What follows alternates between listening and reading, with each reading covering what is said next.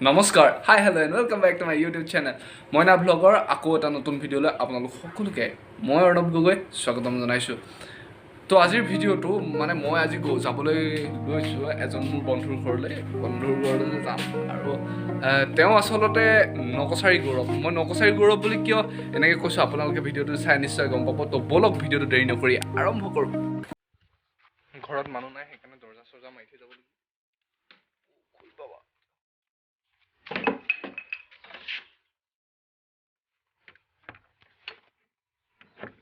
শৰতকো লগ পাই গ'লো, আমি যাম দুইটা যাম। এতিয়া বলক গৈ আছোঁ।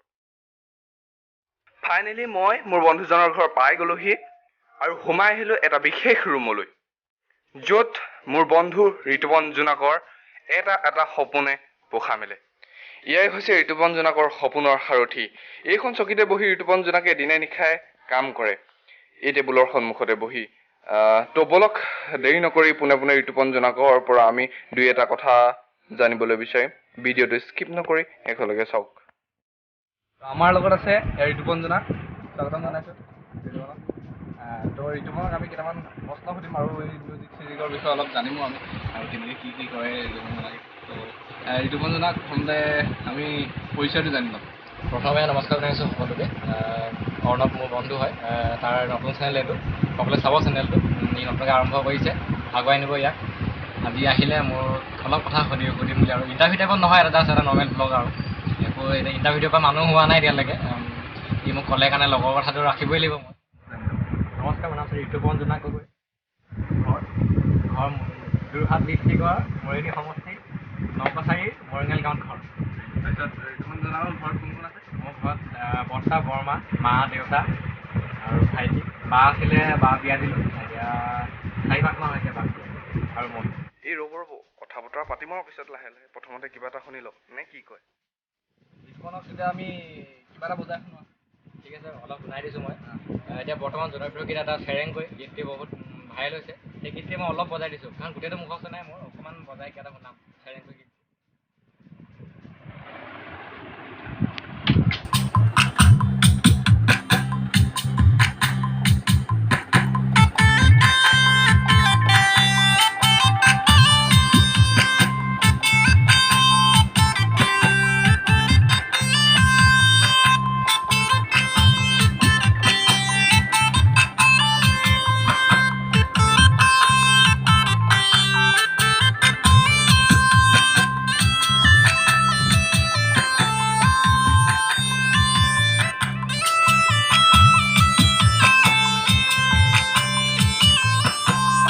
তো ঋতুপন, তুমি মানে মিউজিকত কোনখিনি কাম কৰা? এতিয়া মানে কি হ'ল, ধৰি লোৱা এটা গীত সৃষ্টি হ'বলৈ তাত মিউজিক লাগে। মিউজিকটো কৰাৰ পাছত মিক্স মাষ্টাৰিং কৰা হয়, মানে গানটো চফা কৰা হয়, য'ত নেকি গানটো মানে ভইচ চইচ ভাল কৰা হয়। তো সেই সংগীতৰ কামখিনি মই কৰোঁ। মানে এটা গীতত যিখিনি চাউণ্ড শুনা, ড্ৰামছৰ ঢোলৰ চাউণ্ড, কিবা কিবি চাউণ্ডবিলাক, সেই চাউণ্ডবিলাক মানে মই নিজে ইয়াত মিউজিক কৰোঁ। জনাসকলে গম পায়, আৰু নজনাসকলক কৈছোঁ, মানে এটা গীত সৃষ্টি হ'বলৈ তাত বহুতখিনি মানুহ দৰকাৰ হয়। তো ইয়াতে মই কৰোঁ এইবিলাক মিউজিক, আৰু বাঁহী চাহী বজোৱা হয়। বাঁহী বজাবলৈ মই বেলেগত পঠাওঁ, আৰু বাকী যিখিনি ডিজিটেল কাম যিখিনি থাকে মই ইয়াত নিজে কৰোঁ। এইবোৰ মানে মানুহে নকৰে নহয়, মানুহে মানে যেতিয়া পেডখন বজাবলৈ হয়, পেডখন মানুহে বজাই দিয়ে ন? এতিয়া আজিকালি ইমানেই মানে তোমাৰ ওলাই গৈছে VST প্লাগিন বুলি কয় এইবিলাক। তো আমাৰ ইয়াত থাকে VST প্লাগিন, তাত চব চাউণ্ড থাকে, মানে ড্ৰামছৰ চাউণ্ড লাগে, তোমাক কিবা পেপাৰ চাউণ্ড লাগে। তো বাঁহীটো খালি মানে ইয়াতো থাকে, কিন্তু বাঁহীটো মানে তোমাৰ মেনুৱেলি বজালে ভাল হয়, সেইকাৰণে বাঁহীটো আমি বজাওঁ। আৰু গীটাৰ চিটাৰো বজোৱা হয়, গীটাৰ নিজেও বজাওঁ, কিন্তু কেতিয়াবা বেলেগো বজাবলগীয়া হয়। আৰু তাৰপিছত মিউজিকৰ বাহিৰে আৰু এডিটিং কৰোঁ, লিৰিকেল ভিডিঅ'। আজিকালি আপোনাৰ গীতবিলাক চাব ইউটিউবত, যে মানে এটা গান আপুনি প্লে কৰি থৈ দিলে ছাইডত এইখিনি লিৰিকেল, মানে আখৰে লিখাখিনি আহি থাকে, লিৰিকেল, তাকে লিৰিকেল ভিডিঅ' কয়। লিৰিকেল ভিডিঅ' কাম মই কৰোঁ ইয়াতে, সেইবিলাকে কৰি আছোঁ। গ্ৰাফিক ডিজাইন কৰোঁ। প্ৰশ্ন এটা সুধিম, যে তুমি মিউজিক, এই মানে সংগীত জগতলৈ তুমি কেনেদৰে আহিছিলা? প্ৰথম কেনেকৈ আগবাঢ়িছিলা তুমি? এতিয়া উত্তৰটো মানে বহুত দীঘল হ'ব, উত্তৰটো মই দিবলৈ গ'লে, হ'লেও আপোনালোকক চমুকৈ অলপ কওঁ আৰু। মই সংগীত জগতলৈ আহিছিলোঁ আপোনাৰ ক্লাছ 4-5 মানত থাকোঁতে। মানে মোৰ ওলাইছিলে আই দেখা। তো আপুনি জানে যে আই দেখা বা বসন্ত ওলালে মানে যে এনেকৈ মানে কিবা ল'ব লগা মানে মনৰ পৰা যেতিয়া বস্তু এটা বিচাৰে, তো সেই বস্তুটো মানে খোজে আৰু যে মোক এইটো লাগে বুলি, বা কিবা খাবলৈ মন গ'লে খায়।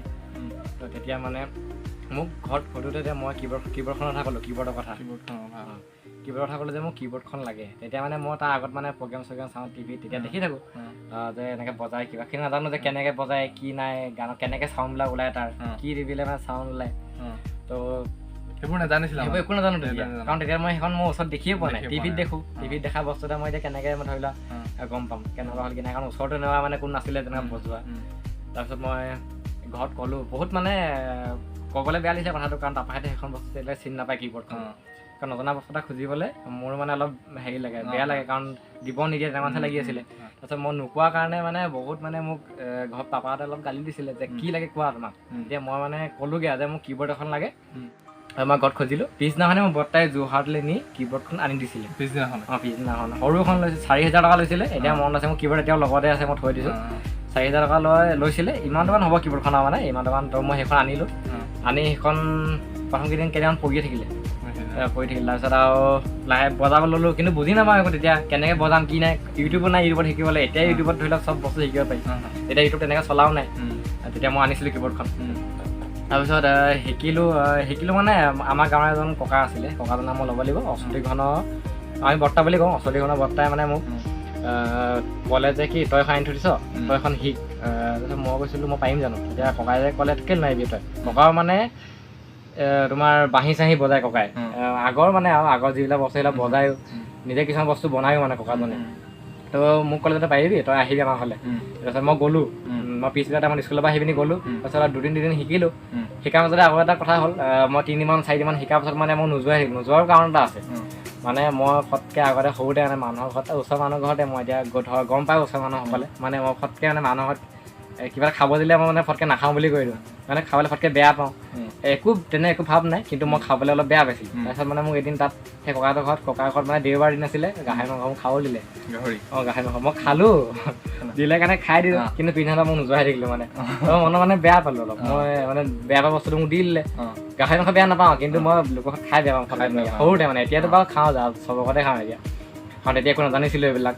তাৰপিছত মাহঁতে ঘৰত গালি দিয়ে, তুমি কেলৈ নোখোৱা, ভাবিব আমি শিকাই পঠিয়াইছোঁ বুলি ক'ব, ভাবিব তেনেকৈ কয়। ধৰক আৰু মই নাখালোঁ, তাৰপিছত যাবলৈ বাদ দিলোঁ মাহৰ খুৱাই দিয়াৰ কাৰণে। 3-4দিনমান শিকিলোঁ, আৰু তাৰপিছত মোক সুধিছিলে কেলৈ নগ'লি, মই ক'লোঁ এনেকুৱা কথা, পাপাহঁতে কৰিলি। সেয়া প্ৰথম মানে গুৰু বুলি ক'বলৈ গ'লে সেই ককাজনে প্ৰথম গুৰু। মই তেতিয়া আগত ক'তো শিকাও নাই, আনিলোঁ, আনি ডাইৰেক্ট ককাজনে শিকাইছিলে মোক। মানে ধৰি লওক 6মাহমান কীবৰ্ডখন পৰি থাকিলে, 6মাহমান কীবৰ্ড এনেই প্ৰথম কেইদিন বজালোঁ, চফ গ'ল, পৰি থাকিলে। ককাজনে ক'লে তই শিকিলোঁ তাত। ককাজনৰ ওচৰত মই চাগে খুব বেছি এসপ্তাহমান শিকিলোঁ, আৰু 5-6 দিন মানে এসপ্তাহ ধৰি লওক, এসপ্তাহ শিকিলোঁ, সেয়াও বাদ দিলোঁ শিকি পিনি। তাৰপিছত মানে তেতিয়া মানে মনটো নবহিছিলে ফটকৈ, ইণ্টাৰেষ্টটো পোৱা নাছিলোঁ মানে বস্তুটোৰ প্ৰতি। বস্তুটো ভালে পাওঁ, কিন্তু তাৰ মানে সোমাই যাব পৰা নাছিলোঁ ভিতৰত। তাৰপিছত আৰু এজন ছাৰ নাম ক'ব লাগিব, দাদুল হাজৰিকা ছাৰ, আমাৰ নগাঁও হয়। ছাৰজনে গীটাৰো বজায়, গীটাৰ বজাৰ লগতে মানে কীবৰ্ড জানে। আৰু ছাৰে পাপাক ক'লে যে, পাপাৰ লগৰে হয়, ছাৰে পাপাক ক'লে যে আপোনাক তাক শিকাই দিয়ক, কীবৰ্ড আনি থৈছে, এনেই থৈ দিছে ঘৰত। পাপাই ক'লে যে মোক ক'লে শিকিবা নি, মই শিকিম। ছাৰো আহিলে, আমাৰ গাঁৱতে ক্লাছ দিছিলে, গীটাৰৰ ক্লাছো দিছিলে, কীবৰ্ডৰ ক্লাছো দিছিলে। তাৰপিছত কীবৰ্ডৰ ক্লাছত মই জইন কৰিলোঁ। ছাৰৰ ওচৰত মই 2-3মাহ শিকিলোঁ। 2-3মাহ শিকি লগৰকেইজন গোটেইকেইজন নাই, মই অকল থাকিলোঁ। মানে বাকীজন চব এৰি দিলে, টান পালে বস্তুটো। মই টান পোৱা নাই, দিলে ভালে পাইছোঁ বস্তুটো, যাতে মোৰ এইটো ভিতৰৰ পৰা এটা নিচা এটা আছে সংগীতৰ প্ৰতি। তাৰপিছত মই শিকি গ'লোঁ। শিকি আপোনাৰ মই মানে তাত সেই ছাৰৰ ওচৰত চাগে 6-7মাহমান শিকিলোঁ নেকি, 6-7মাহমান শিকিলোঁ। তাৰপাছত আৰু নিশিকিলোঁ মানে। তাৰপিছত মই সেই ছাৰৰ ওচৰত বাদ দিলোঁ। ছাৰে মোক পাপাক ক'লে যে বোলে এখন কীবৰ্ডত শিকিয়াৰ হ'লেই, এতিয়া ইয়াক ডাঙৰ কীবৰ্ড এখন লাগিব, কাৰণ এখন দিগদাৰ আছে তাৰ ঘৰত। ডাঙৰ কীবৰ্ডখন ঘৰত ক'লে ছাৰে, মই ঘৰ জোৰ দিয়া নাছিলোঁ, ছাৰেই ক'লে পাপাক। পাপাহঁতে মই ক'লোঁ ঘৰত আৰু যে এনেকৈ লাগে বুলি কৈছে। পাপাহঁতে আৰু দেৰি নকৰি পিনি আনি দিলে, আৰু মানে ঘৰৰ সকলোৱে মিলি পিনি কীবৰ্ডখন আনি দিলে। সেইখন লৈছিলে আপোনাৰ 22,000 নে কিমান লৈছিলে। কেচিঅ' কোম্পানীৰ এখন কীবৰ্ড আনিছিলোঁ মই, সেইখন এতিয়াও লগতে আছে। অৰ্ণৱে আহোঁতে দেখিছিলে কীবৰ্ডখন, সেইখনো লগত থৈছোঁ, আগৰখনো লগত থৈছোঁ, আৰু এইখন নতুনকৈ অনা হয়। এইখন মানে মিডি কীবৰ্ড হয়, এইখন কম্পিউটাৰৰ লগতে কাম দিয়ে অকল। তো সেইখন হ'ল লাইভ শ্ব'ৰ কাৰণে। তাৰপিছত সেয়া ছাৰৰ ওচৰত শিকিলোঁ। সেই ছাৰৰ ওচৰত শিকা কীবৰ্ডখনৰ পাছত আৰু এমাহমান ছাৰৰ ওচৰত শিকিলোঁ, এমাহমান শিকিলোঁ। তাৰপিছত আকৌ ছাৰজন বদলাবলগীয়া হ'ল, মানে অকণমান বেছি এক্সপিৰিয়েঞ্চ থকা ছাৰজন ওচৰলৈ গ'লোঁ। যোৰহাটৰ অচ্যুত জোনাক বৰা ছাৰ, মালোৱালীৰ হয়। সেই ছাৰৰ ওচৰত মই শিকিলোঁ। ছাৰে ঘৰত আহিলে ক্লাছ কৰিবলৈ মোক, সেই ছাৰৰ ওচৰত মই 2-3মাহ শিকিলোঁ। মানে ক'তো মই সম্পূৰ্ণকৈ নিশিকিলোঁ, মানে শিকিব নোৱাৰোঁ। পৰীক্ষা পাই কিবা স্কুল যাবলগীয়া হয়, টাইমটো মিলাই মোৰ দিগদাৰ হৈ যায়। তাৰপিছত আৰু শিকিবলৈ দিগদাৰ হৈ গ'ল। তাৰপিছত 2-3 মাহ ছাৰৰ ওচৰত শিকিলোঁ। ছাৰেও ক'লে যে ইয়াক এতিয়া মই কি শিকাম বোলে, ইয়াক মই যিখিনি শিকাব লৈছিলোঁ সেইখিনি জানে বোলে আগৰ পৰা। জানে মানে কি, মই ধৰি লওক প্ৰেক্টিছ কৰি থকাৰ কাৰণে তেতিয়া পাৰিছিলোঁ ছাৰে যিখিনি দিয়ে। তাৰপিছত ছাৰে ক'লে যে পাছত তই শিকিবি, এতিয়া তই পৰীক্ষা চৰীক্ষা দি লয়। মোৰ 9ৰ পৰীক্ষা পালেহি, 9ৰ ফাইনেল এক্সাম। আৰু 9ত জানাই অলপ টান হয় 9ৰ ফাইনেল এক্সামটোত। তাৰপিছত সেই বাদ দিবলগীয়া হ'ল। তাৰপিছত 10ৰ পোৱাৰ পাছত আৰু বাদেই দিলোঁ। 10ৰ বছৰ মানে নিশিকিলোঁ 10ৰ বছৰত। তাৰপিছত 10ৰ বছৰ নিশিকিলোঁ। তাৰপিছত আৰু এতিয়ালৈকে আকৌ শিকা হোৱা নাই। যিখিনি জানো ইউটিউবৰ পৰাও চাওঁ, বেলেগৰ পৰা লগৰবিলাকৰ পৰা শিকোঁ, কিছুমান যিখিনি নাজানো সৰুৰ পৰা শিকোঁ। কাৰণ শিকিবলৈ একো সৰু ডাঙৰ কথা নাই, সৰুৰ পৰা শিকিব পাৰি। তো ইউটিউবৰ পৰা শিকোঁ, বেলেগৰ লগৰ পৰাও শিকোঁ, সৰুৰ পৰাও শিকোঁ। তেনেকৈ আৰু শিকি গৈ আছোঁ। তেনেকৈ সংগীত জগতলৈ মই আহিছিলোঁ। আৰু চাওঁ কৰি যাওঁ কাম, কিমান আগবাঢ়োঁ। এইটো আপোনালোকৰ আশীৰ্বাদ লাগিব মই আগুৱাই যাবলৈ। আপোনাক আশীৰ্বাদ দিব, মৰম কৰিব, তেনেকৈ আগুৱাই যাম। আৰু ঋতুপন জোনাকৰটো সদায় সকলোৱে অসমবাসী ৰাইজে মৰম আদৰ কৰি আহিছে। ঋতুপন জোনাকে আগুৱাই যাওক, আমি আশা কৰোঁ তাকে। তো ঋতুপন, আমি ঋতুপনৰ এটা লিৰিকেল ভিডিঅ' এডিট এটা চাই লওঁ। মই এডিটিং কৰা এটা মানে চাবা, ঠিক আছে?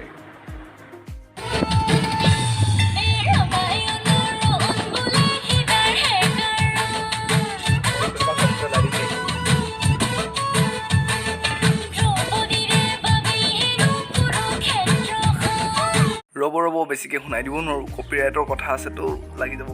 সেইটো লিৰিকেল ভিডিঅ' তুমি এই ঋতুপনে এডিট কৰা। তাৰপিছত গানটো কোনে গায়? গানটো গাইছিলে মাইনা হিমাদ্ৰী বুলি কয়, তেওঁ গাইছিলে। সেইটো গান অলপ জনপ্ৰিয় হৈছিলে। বহুত ছোৱালীয়ে ল'ৰাই বহুত টিকটক নহয়, ৰিলিজ বনাইছিলে। আৰু এটা গীতৰ কথা কওঁ, সেইটো আপোনাক এতিয়াও শুনি আছে, এতিয়াও ৰিলিজত পাই থাকে, কথা নকবি টান টান। সেই গীতটো নীলমিতা বাভাগ হয়। সেই গীতটোৰ যিটো মানে তাৰ গীত এটা ওলাব, যদি প্ৰমোশ্যন কৰে, প্ৰমোশ্যন যিবিলাক তাত গ্ৰাফিক্স ডিজাইন থাকে, ডিজাইনবিলাক সেইবিলাক সেই গীতটোৰ মানে প্ৰমোশ্যন ডিজাইনবিলাক মই কৰা হয়, গ্ৰাফিক্স ডিজাইন। আপোনাৰ ভিডিঅ'টো চালেও তাত ডেছক্ৰিপশ্যনত মোৰ নাম পাব, ঋতুপন জোনাক বুলি। তো তেওঁলোকৰ লগতো কাম কৰিছোঁ, আৰু বহুত জনপ্ৰিয় কণ্ঠশিল্পীৰ লগত কাম কৰিছোঁ। এতিয়া ধৰি লওক আপোনালোকে গীতবোৰ শুনে, কিন্তু ধৰিব নোৱাৰে যে এইটো আচলতে মই কৈছোঁ বুলি। তেনেকুৱা মোৰ ঘৰৰ ওচৰৰ মানুহতে কেতিয়াবা গানটো ধৰি লওক প্লে' কৰি থাকে, কিন্তু গম নাপায় যে মই এডিটিং কৰিছোঁ। তেনেকুৱা হয় মানে। তো সেইকাৰণে মই কৈছোঁ আপোনালোকক নকচাৰি গৌৰৱ ঋতুপন জোনাক, মোৰ বন্ধু বুলি মই সদায় গৌৰৱ কৰোঁ। লাষ্ট এটা কুৱেশ্যন কৰোঁ যে তোমাৰ আহিবলগীয়া নেক্সট কিবা নতুন প্ৰজেক্ট আছে নেকি? প্ৰজেক্ট তেনেকৈ আছে, বহুত কেইজনে কৰি আছোঁ। খালি চব মানে শুনাবলৈ অকণ দিগদাৰ হ'ব, কাৰণ কাম চলিয়ে আছে। তো তাৰে মানে এটা শুনাম। অসমৰ এতিয়া বৰ্তমান নৱপ্ৰজন্মৰ এগৰাকী কণ্ঠশিল্পী, মোৰ বা হয়, জিলমিল গগৈ। আপোনালোকে বহুতে তাইৰ গানো নিছে। তো সেই তাইৰ বাহঁৰ গান এটা কৰি আছোঁ মই। গানটো মানে কাম কৰি আছোঁ, খালি আধা খাৰি হৈ আছে কামবিলাক। তো আপোনাক অকণমানকৈ শুনাম মই। মিউজিক চব ময়ে কৰিছোঁ, আৰু গীতটো লিখিছে তেজপুৰৰ প্ৰাঞ্জুমন ভূঞা দাদাই লিখিছে গীতটি, আৰু তাত কণ্ঠদান দিছে জিলমিল গগৈ মোৰ বা, আৰু গীতটিৰ সংগীত কৰিছোঁ মই।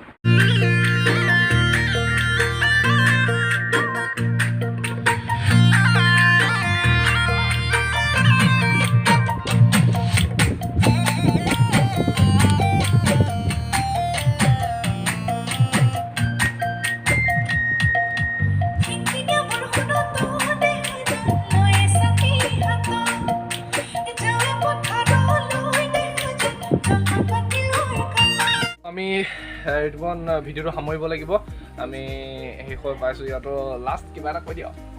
এতিয়া কি ক'ম, আপোনালোকে মোকো মৰম দিব, অৰ্ণৱক মৰম দিব। তাৰ নতুন চেনেল হয় এইটো, মইনা ব্লগছ।